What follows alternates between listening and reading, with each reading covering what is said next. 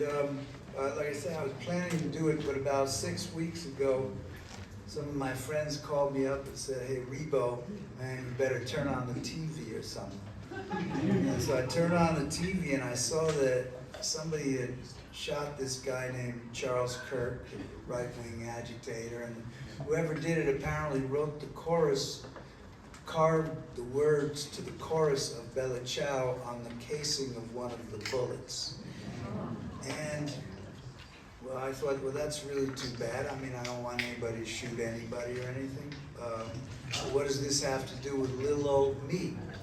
And then I kept watching the TV and I saw that Donald Trump and his friends were blaming this on anti-fascists. He was saying it was the fault of anti-fascists that this guy got shot. And the funny thing is that he was saying this before anybody had any idea who actually shot the guy. So that was pretty strange. But I started thinking, well, you know, the other thing, I realized that there's about 1 million versions of Bella Ciao, but I mean, they sing it at football games here, right? Or in Italy, anyways. I realized that ours was one of a relatively few that was translated into English. So in fact, if this guy did, you know, understand the lyrics to what the words meant, it was entirely possible through my translation. So I started to think, well, gosh, I mean, maybe he's right. Like maybe I'm doing something, like maybe I'm a bad, violent person, like he was saying I was, or in fact, like he was saying, kind of all of us were. And I thought about it, and I realized, no, there's a couple of things that are fucked up about his story.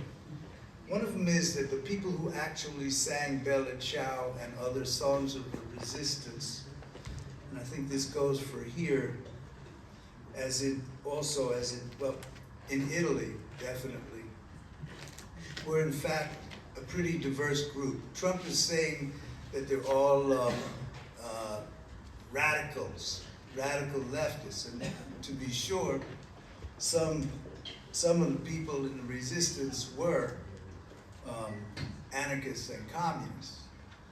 He says that like it's a bad thing, though.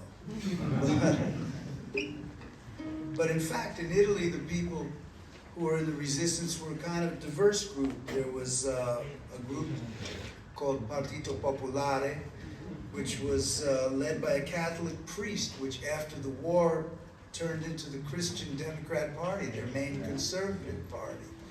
And there was also a group of like liberals called Giustizia e Libertà, which were, you know, liberals and kind of common sense socialists, you know, like Bernie Sanders types, you know a few, right?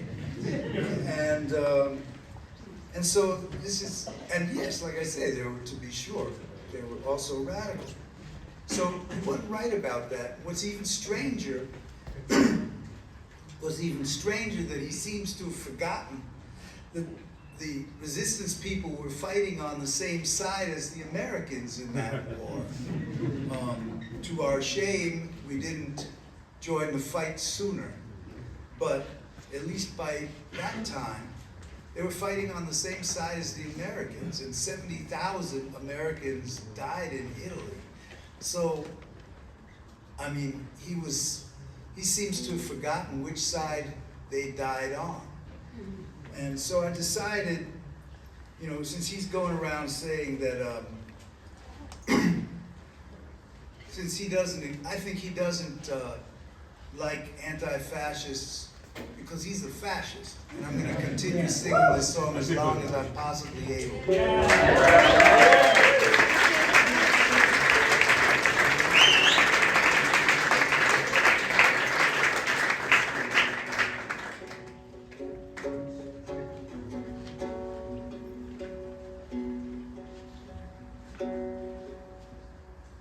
One fine morning, woke up early. Bella Ciao,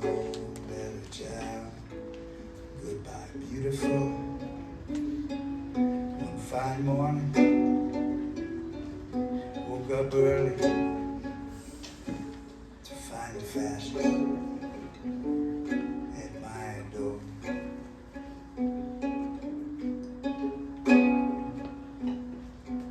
Partigiano, please take me with you. Bella ciao, bella ciao, goodbye beautiful. Oh, Partigiano, take me with you.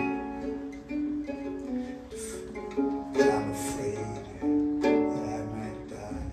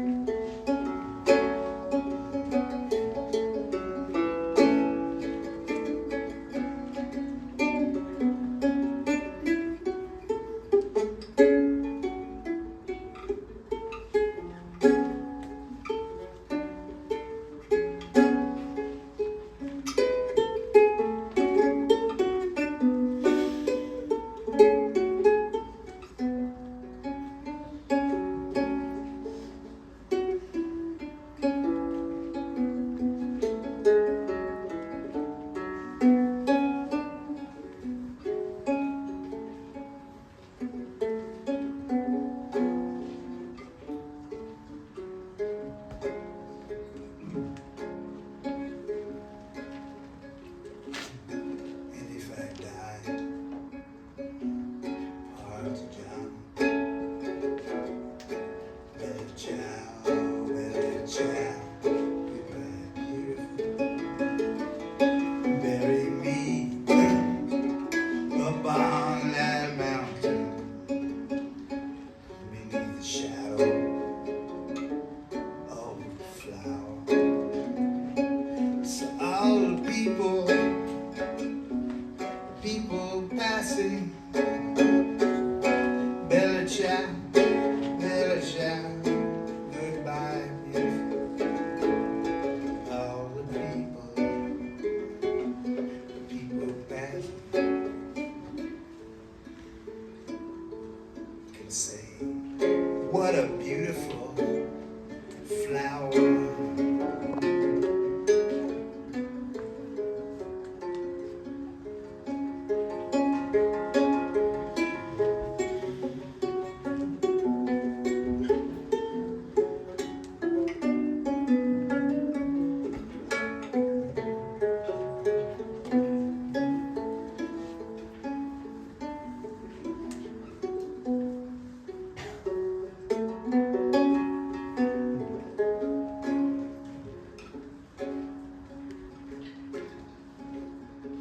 This is the flower of the partisan.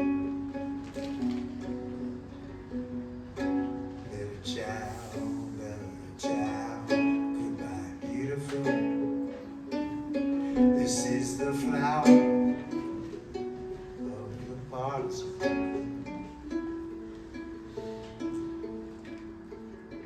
Who died for freedom.